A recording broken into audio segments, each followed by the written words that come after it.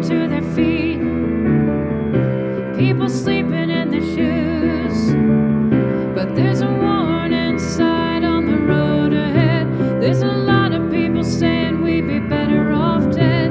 Don't feel like Satan, but I am to them. Try to forget any way I can and keep on rocking in the free world. Keep on rocking in the free world. Keep on rocking in the free world. Keep on rocking in the free world.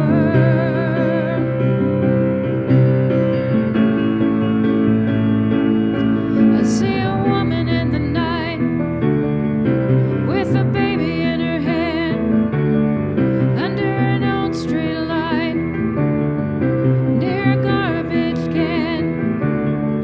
Now she puts the kid away and she's gonna get a hit. Hates her life and what she's done to it.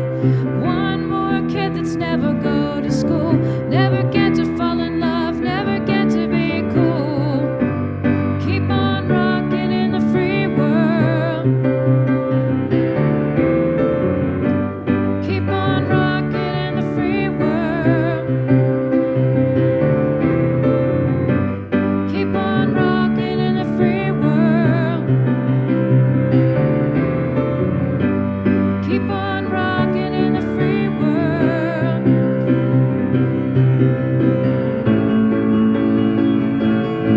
We got 1,000 points of light for the homeless man.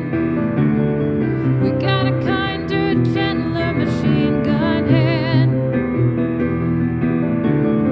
We got department stores and toilet paper, styrofoam boxes for the ozone layer. Got a man, other people says keep hope alive. Got a field to burn, got roads to drive. Keep on rocking in the free world. Keep on rocking in the free world. Keep on rocking in the free world. Keep on rocking in the free world.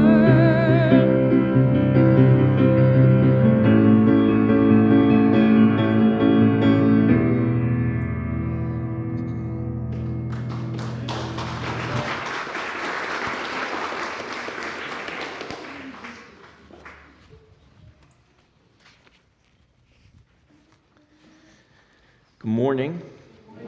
It is wonderful to see you all this morning.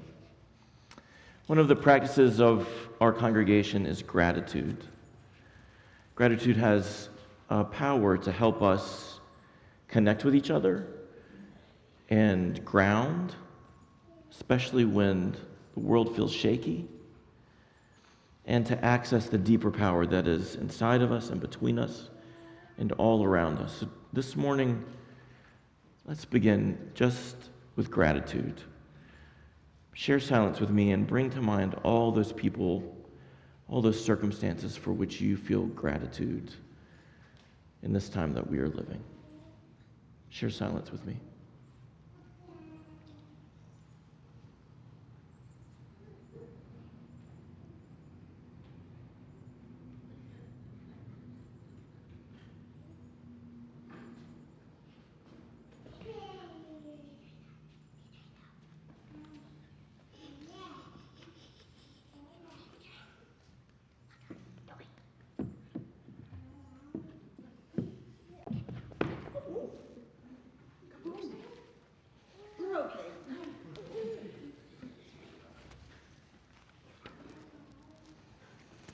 We give thanks for causes of laughter when we have not felt like laughing. And we give thanks for family and friends, for those closest to us who are with us. Give thanks for neighbors, for caregivers and emergency workers, city administrators and county administrators. We give thanks for all of those who lead us, our public safety officers and emergency workers, everyone Express gratitude in your heart for these people once more. They deserve so much gratitude from us. People working so hard to support each other.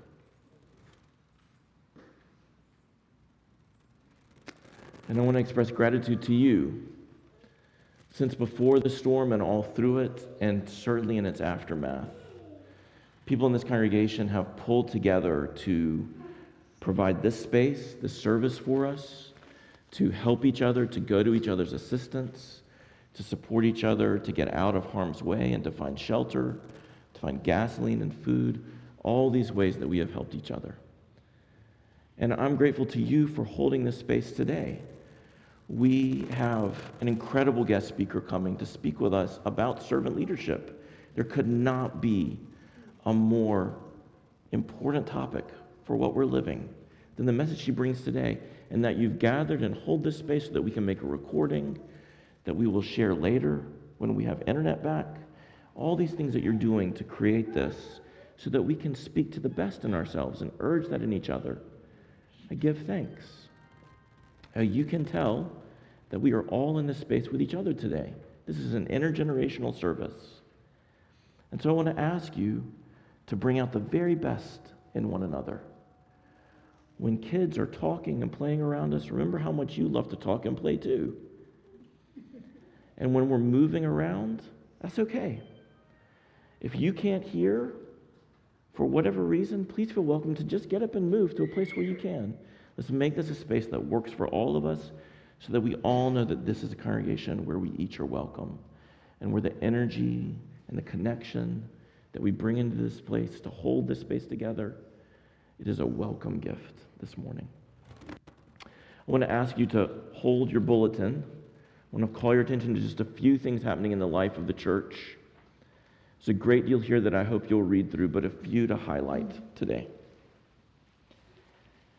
The first is that if you need a place to rest, to recharge your devices, to take a nap, if you have food that you want to share and hope somebody will share some with you, then you can do that here at the church. We did this yesterday, and the way it works is you just come. If no one's here and you can't get in, you can text Ann or me, and we'll come and let you in, and you hold the space until somebody else comes. And in succession, we just create this space together. You can bring games, you can bring DVDs, all these things that we remember from our pre-streaming years, you can bring and enjoy together. Create a space of respite and fellowship for each other. In alignment with that, today is the beginning of a book study. We have 2 members who at 1 o'clock will launch a book study that will go for many weeks into the fall. And if you want to hang out to check it out, that's a good reason to just stay. And you're welcome to. The book is called Unequal in America. It is a book about our society and how we can make it better. And we can see these disparities all around us in the storm. So come and enjoy this study as it begins today. Next Sunday, we will hold our Path to Membership class. There's a sign-up sheet in the back. Food will be provided, and you're welcome to join if you would like.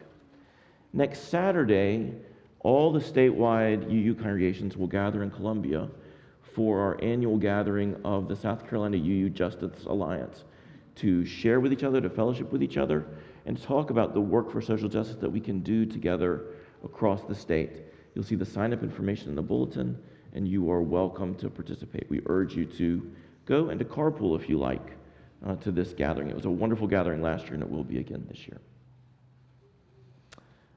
Finally, again, a third time for the Unitarians,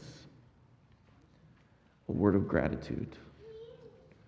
That long before storms, you cared enough to create connection and a culture of service and love so that under duress, we know exactly what to do to help each other. And we will the next time problems come our way. Thank you for being the people that you are.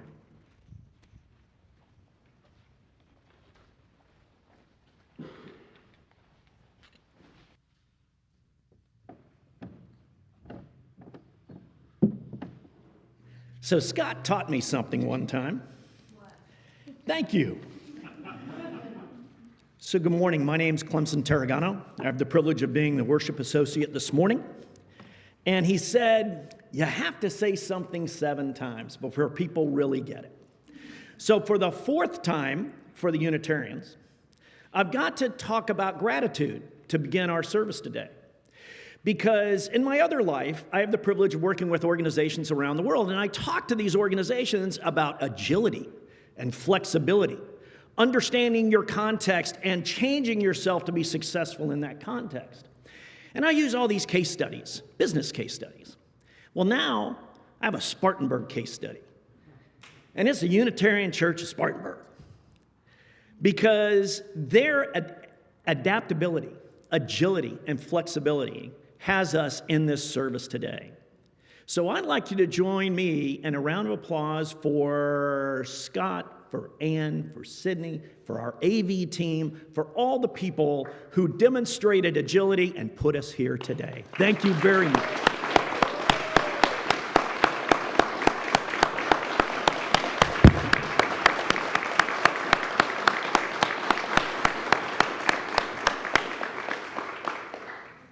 And we're here for a really worthy cause today, because we're going to have the privilege of hearing from Kathryn Harvey. And, when we were putting the service together, we all have a role to play, and Kathryn's one of these people who has played a number of roles, all of them successfully, all of them as a leader. And she's a Spartanburg native. She's a small business owner, she's a nonprofit leader, and she's running to serve the 4th District in the U.S. House of Representatives. She's the daughter of special educators who happen to be with us today, and we're honored to have you with us today. She's a Spartanburg High School alumnus, go Vikings, and graduate of New York University. And she's worked at the highest levels of nonprofits across the United States, including a decade with the children's television workshop, the makers of Sesame Street. I know this because sometimes Kathryn and I have conversations, and she looks at me like Elmo, like, really, Clemson? She returned to Spartanburg in 2017 and founded her small business serving nonprofits across the area, and has contributed already to numerous successes within our local community. She contributed to the STEM Hub for Spartanburg County, the Spartanburg Area Conservancy, you might see it called SPACE. She's a Spartanburg partner for active living and our 32-mile trail system, soon to be expanded. This is really a tough role that Kathryn played. She spearheaded the countywide census efforts during COVID. Okay, that's leadership right there, and it's something that I admire. She led initiatives to register and educate voters and has served as the chair of the Spartanburg Democratic Party since 2022. And she's going to be sharing some thoughts with us about servant leadership and the role we all play. Please join me in welcoming Kathryn Harvey.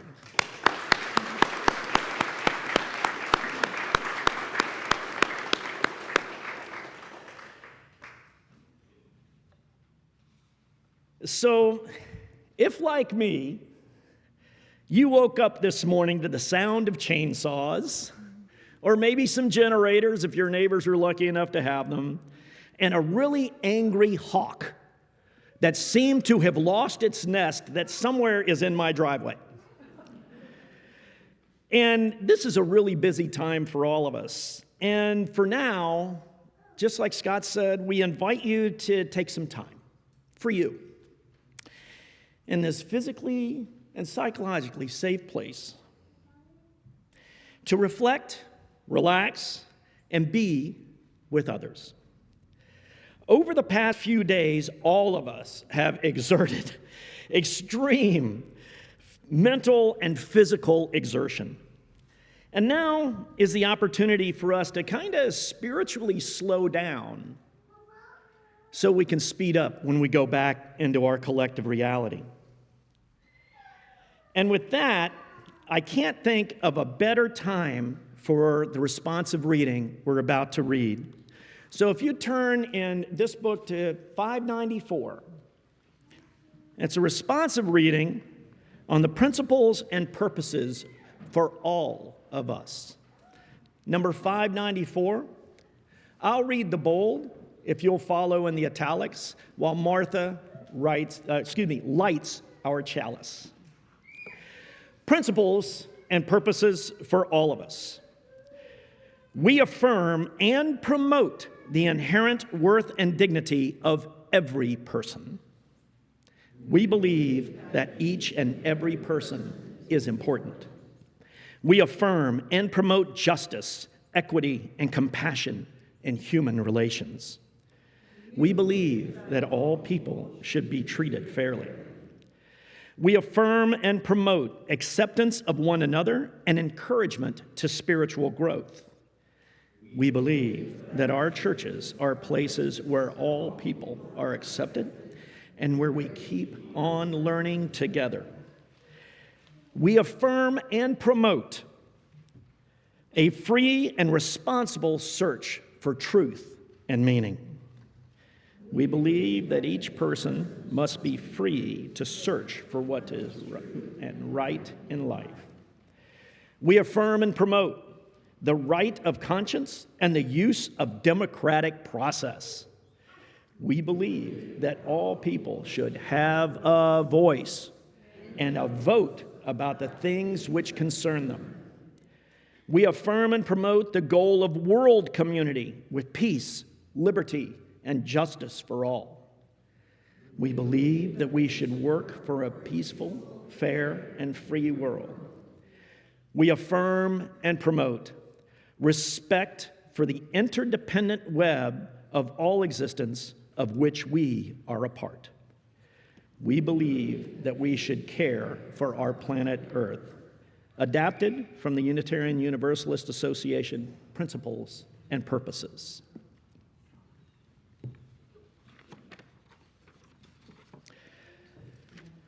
Next, we're going to ask everybody to join us in the Rippling Bowl. We have so much to be thankful for, and maybe some things to be sorrowful about. We might have lost that favorite tree.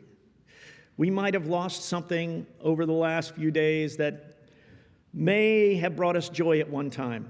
Well, now is the time we might express those joys and sorrows together.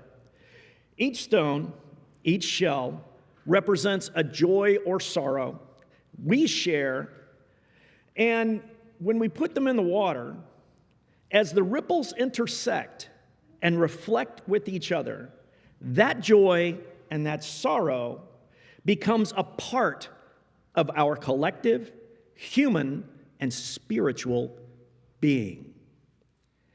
For those online, I'll place one rock or shell representing your joy and sorrow. And we ask everyone to please come forward now and create our pool of shared joy and support.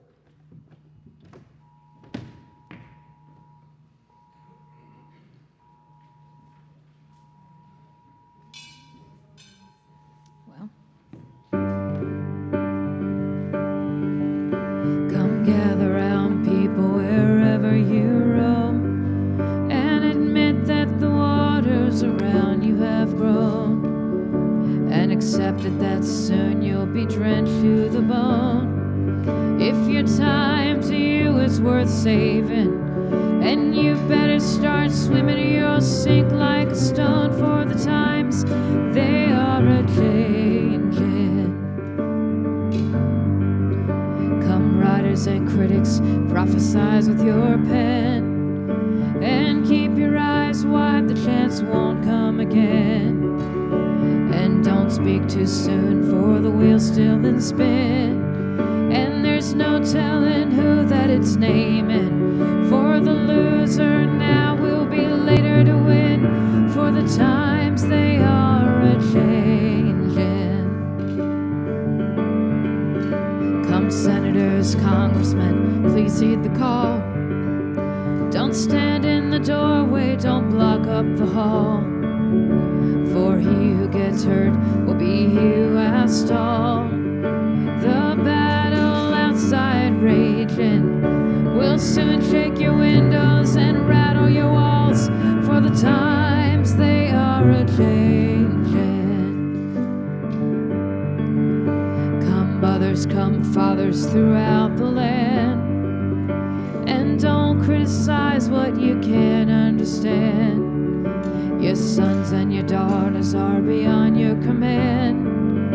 Your old road is rapidly aging. Please get out of the new one if you can't lend a hand, for the times they are a-changing. The line it is drawn, the curse it is cast. The slow one now will later be fast, as the present now will later be past. The order is rapidly fading, and the first one now will later be last, for the times they are a-changing. For the times they are a-changing.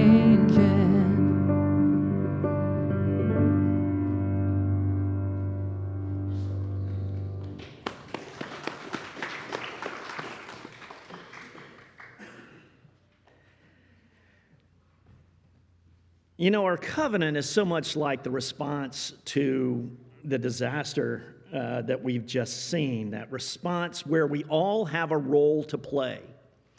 We had to cut a path to a 90-year-old neighbor that we needed to make sure that they could evacuate her with an ambulance. And there were 22 trees. It was 150 yards long. It's amazing. Everybody showed up. Everybody had a role to play. Some people had chainsaws. Some people had gas. Some people had winches. One really big guy used to play tackle for the University of Alabama. He moved all the trees. It was amazing. We all have a role to play. And it's exciting in our covenant that it guides us as we play our roles here in the church. A covenant both from the congregation and for the congregation is how we proudly proclaim our intent for the goodness, the hope, and the better relationship with each other, with our community, and with the broader world that we are in. So please join me in our proclamation of how we play the roles we play here at Unitarian Universalist Church of Spartanburg by saying, joining me in the covenant. With courage, we say, we are a people of faith and hope. Together, we covenant to strive to become our better selves, to honor both the critical mind and the generous heart, to prove that diversity need not mean divisiveness, and to respond to systems of violence and oppression with the power of a love beyond belief. And that power of a love beyond belief is what we are about to put to the test as we greet one another. We're going to share our energy with each other through our greeting, and we invite everyone to join in greeting someone around you, understanding we want to be mindful of the people you meet and how they prefer to be greeted. And if we're online, we encourage you to text, call, email, WhatsApp, Spotify, WeChat, or Snapchat someone and let them know that they're appreciated and that you care, and that way you can have a caring conversation between each other. And when Sydney starts playing This Land Is Your Land, please join in the singing and have a seat and join in This Land Is Your Land. Let us greet each other. Those aren't the lyrics. They're the lyrics we're using. Lyrics today.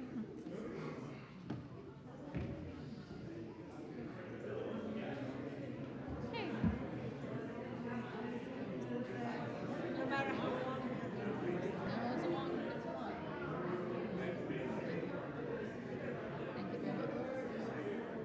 Where's my beautiful dog? My rotten dog. He's so wonderful.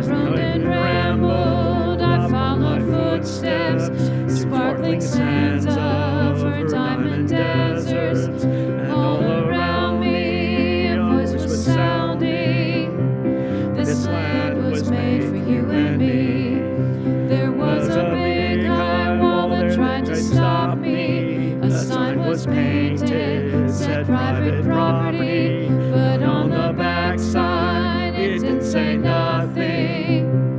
This land was made for you and me. When the sun comes shining, then I was strolling, and then the wheat fields waving, dust clouds rolling. The voice was chanting as the fog was lifting. This land was made for you and me.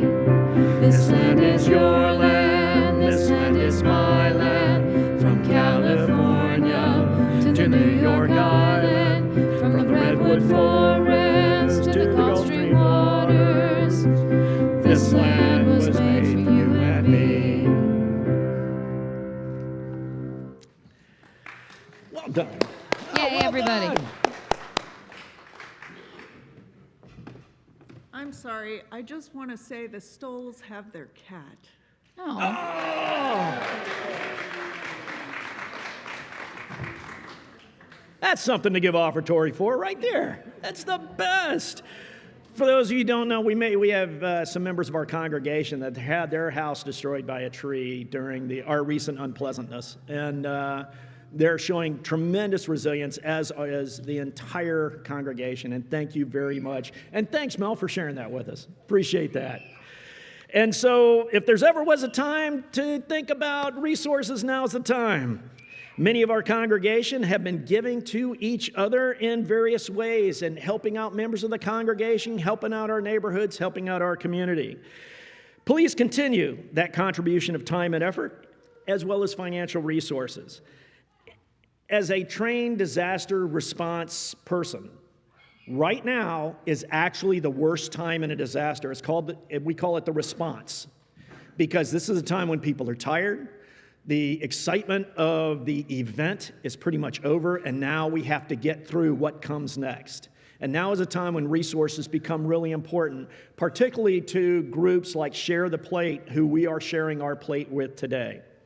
So please keep in mind those who are less fortunate, who may not be able to be with us today, and know that we're going to use these gifts with them and in their aid. And as we share the plate with Share the Plate, it is a most appropriate time for that generosity. At this time, please, the offertory.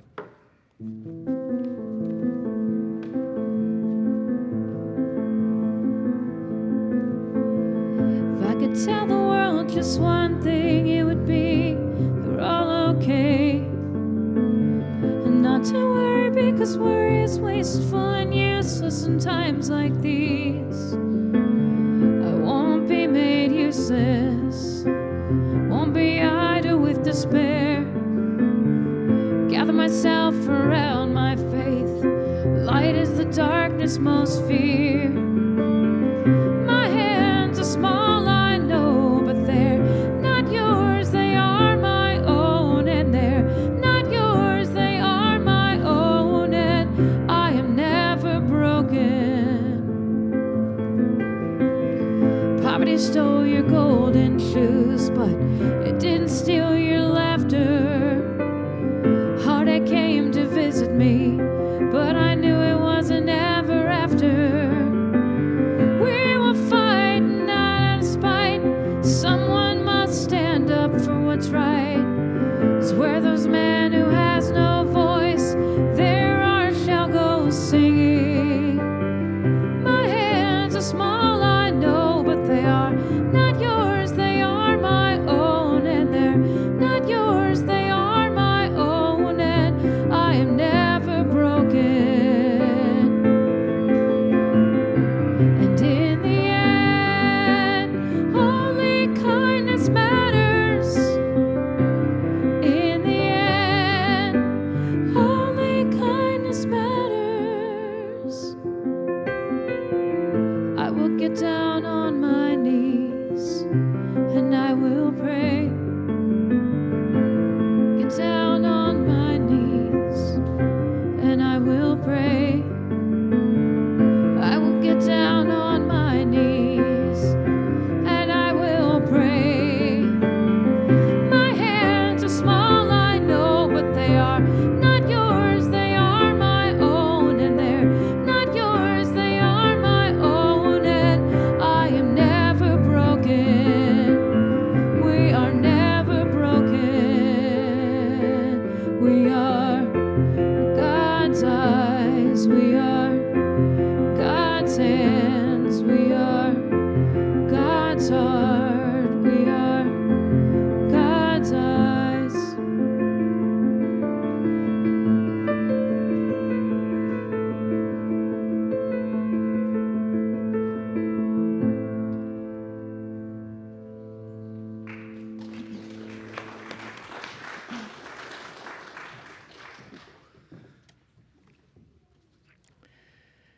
Please join me in a spirit of silence and meditation and prayer.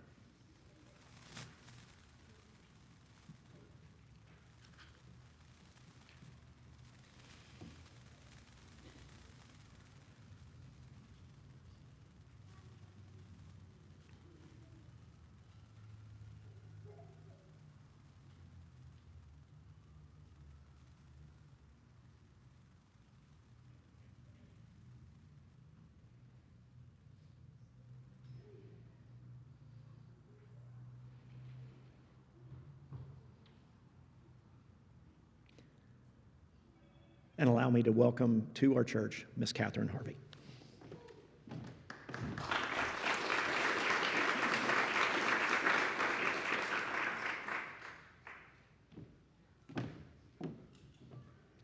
I'm a little envious that Clemson found a working printer. You have like a fully 12-point font guiding you in this journey today. It's an honor to be with you here this morning. For the folks that I don't have the pleasure of knowing yet, my name is Kathryn Harvey. I'm running to be your next Congresswoman. Thank you. But this morning, I am joining you as your community member. And I have to take a moment to give a shout out for a rare occasion. So I've been on the campaign trail all year, and truly one of my favorite parts is that I get to visit a different place of worship every weekend, sometimes 2 to 3. And coming back to the UU feels like home. So it's really nice to be here. But what hasn't happened yet is that I get to have my parents here with me because they run Trinity Church. So we're in a moment that a natural disaster allowed them to join me at another church. And so it is truly wonderful to be able to worship with you all here with my parents, Peyton and Michelle. So a few weeks ago, Scott said, we would love for you to come speak at the church in a not so partisan role, just to talk about what we could all be doing right now. And then made sure that I showed up this morning, given that the message that we all have a role to play is pretty resounding. As we come into the third day of experiencing this natural disaster together. I do want to take a moment to, we have shown up to help one another collectively, certainly here in the city of Spartanburg and the surrounding areas. I can see faces of folks that I've encountered this weekend who we've been helping as well. Our neighbors to the north have not been so lucky. And I do want to acknowledge what's happening up the mountain. And even in more rural areas of this community, and certainly in Greenville, we are lucky to be sitting here with one another right now. We are lucky that this disaster that caused a significant and unprecedented amount of widespread destruction did not harm as many people as it could have. And I think sitting in this space of gratitude together is pretty profound right now. I pulled this from the book of Philippians, and I am not a verse quoter inherently, so it is a special thing for me to have pulled this to share with you all, and I did this prior to Hurricane Helen. From the book of Philippians, an excerpt that just says, "Let each of you look not only to his own interests, but to the interest of others," which for me resonates here in this UU church. It resonates when we talk about the plight of democracy, and it resonates when we talk about what we're all experiencing together right now. So 2 years ago, I joined you here at this pulpit in a little bit of an emotional state about the attack on our reproductive freedoms here in South Carolina and the attack on women and our families. And I find myself here again with you in the fight for all of our freedoms.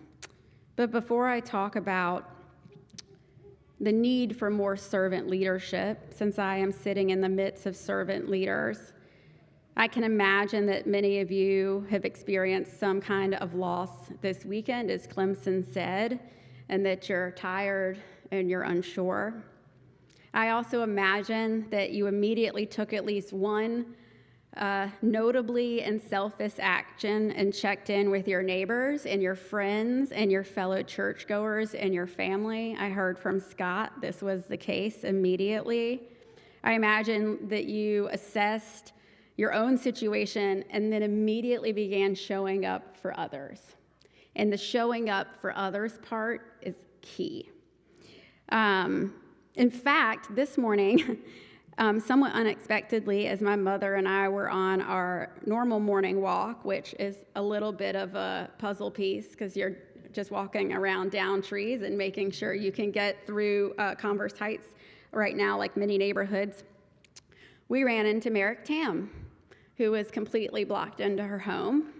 And we kind of yelled from over a giant noble tree, "What can we do to help?" And she said, "I have 2 giant branches in my driveway. I cannot lift them. I would love to just get them out so they're cleared for when I can get my car out." And so teeny tiny Michelle Harvey and I climbed over a tree and dragged a couple of pretty significant branches down her driveway while my dad took the saw and tried to work on some of the larger trees. And she said, "You better tell your church what you did this morning." So I'm telling you for Merrick, not for my own vanity, I promise. But it was just a perfect example of showing up for your community, which is the message I have seen this weekend, but is a message that for me is echoing through our political times and our civic times right now as well. Because we all have a role to play in this big, great experiment called life. And how we choose to show up in this world, in my opinion, is all that matters. At the end of the day, you can't take any of it with you. But how you showed up for one another, I think, is the greatest measure.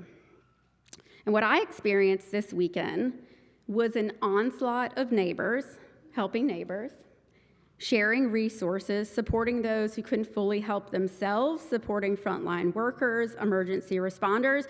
And if you walked around Converse Heights, it was like a half a dozen really happy men with chainsaws who were just eagerly hopping from one tree to the next, who cleared, honestly, the majority of our roads before professionals could get there, which left our systems less taxed. And I can imagine that's what other neighborhoods who were able to looked like as well, because everybody decided to play the role that they could to help out.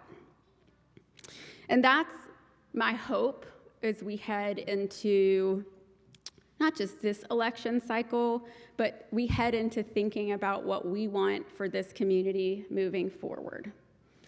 We have a moment, most notably here in the upstate of South Carolina, where we can actually change the trajectory of how we are governed ourselves. We have an opportunity to stand up and champion what we believe our community needs and deserves this year with our vote, most certainly. But we have the opportunity to be champions for our community every day. And I can tell you right now, as I look across at my fellow candidate, who is the most qualified person we have on the ballot right now to do this job, y'all, it is wild. Just remember this. I know you all know.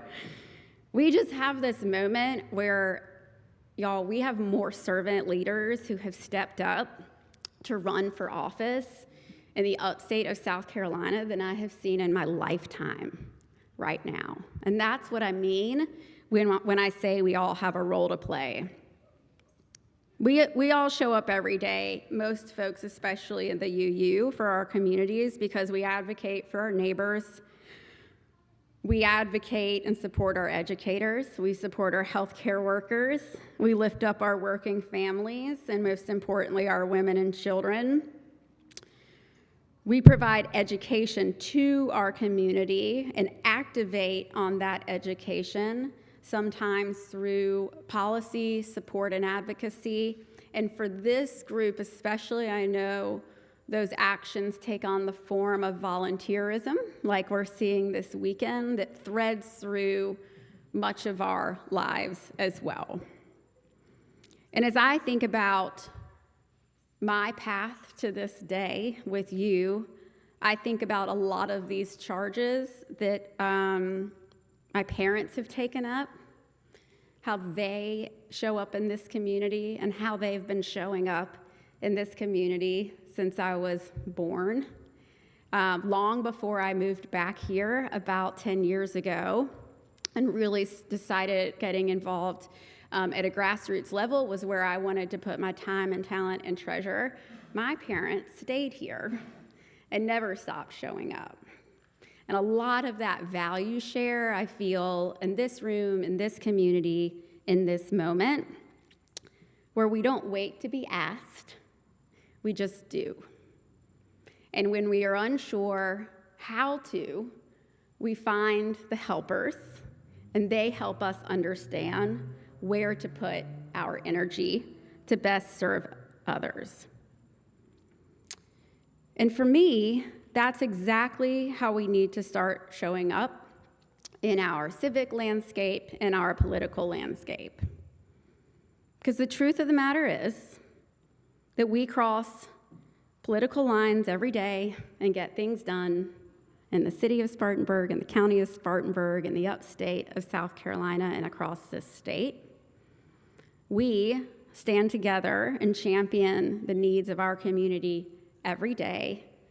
This year is no different, but there are opportunities to truly leverage what is happening in our community right now so that we are building the path that we would like to see for our future, for our children, for our children's children. It does not have to be like this. We can move this forward. We have some of the most profound leadership, I'm looking at Scott Neely, in this community.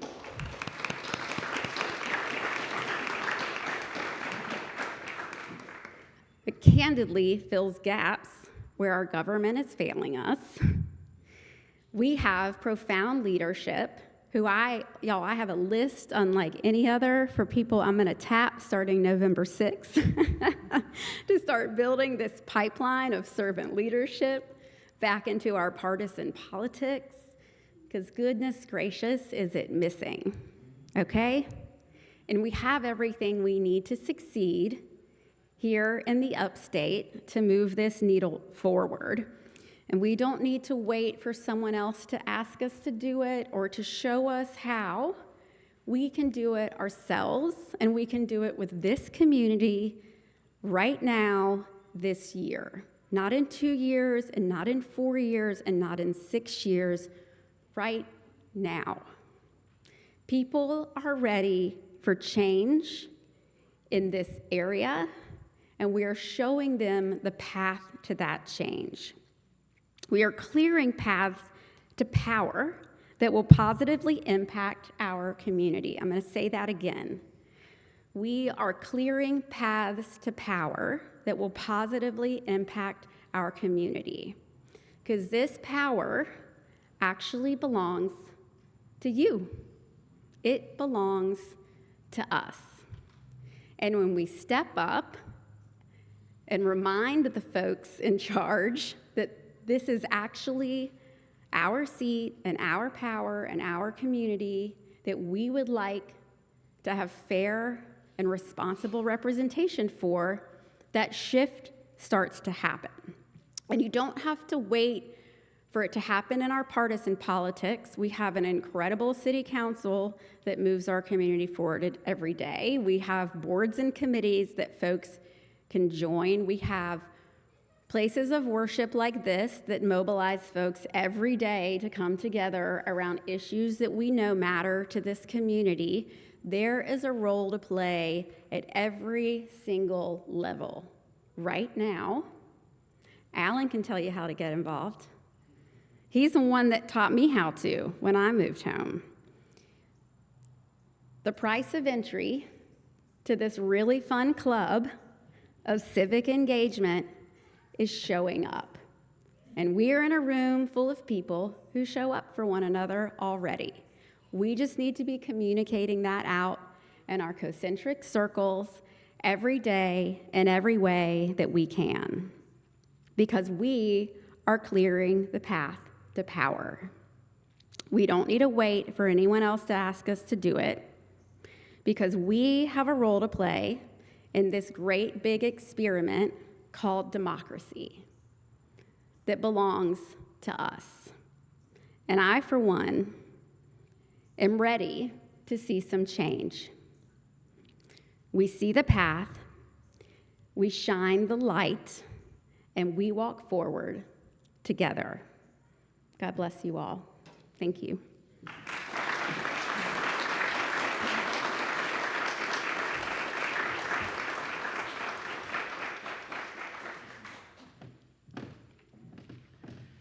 Please join in singing hymn number 138, We Would Be One. Or excuse me, hymn number 318, We Would Be One. Hymn number 318.